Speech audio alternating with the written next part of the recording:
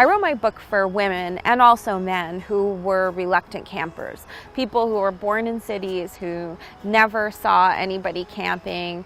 Like me, I didn't know anybody who camped as a kid, and I just was never exposed to it, and the whole idea of it seemed scary and gross and dirty and a chore, and then I fell in love with it.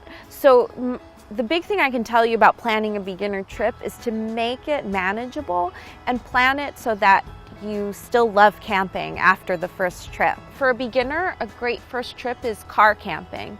It really gets you a little bit initiated to the great outdoors, and suddenly you realize how nice it can be away from electricity and television and your cell phone and conveniences and even your bed.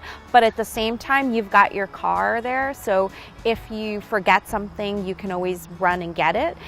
You can bring a lot of stuff, so you don't have to stress about packing. You can bring water, you can bring a cooler, so you can have the foods that you like to have.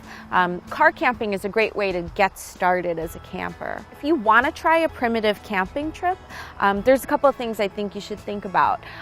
I would recommend just about a 1 to 2 mile hike in. And what I mean by that is you park your car, you put on your backpack, and then you hike 1 to 2 miles in to where camping is permitted, and that's where you set up.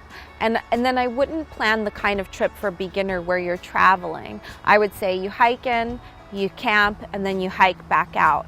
From home base, from your campsite, you can plan hikes, but you'll always come back the center of a tire. That's your home base, and then you can take trips out from there. I think that makes a really nice beginner trip. I think it's just enough to feel that you accomplished something and you feel like you really tried primitive camping, because there won't be a way to go to the bathroom.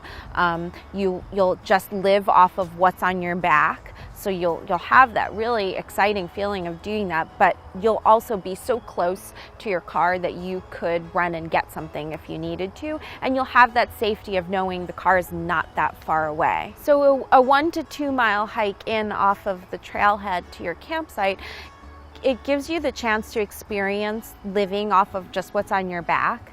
It gives you the chance to experience primitive camping, so there's no bathroom to run to, there's no outhouse with running water, place to wash your hands. So you'll get to experience all of that, but you'll be close enough to the car that leaving is easy. When you're done and you just want to get home, you have a quick little hike out, you're in your car and you're on your way to the conveniences of civilization. And you also have the safety of knowing that the car is not that far away if you decide you hate it.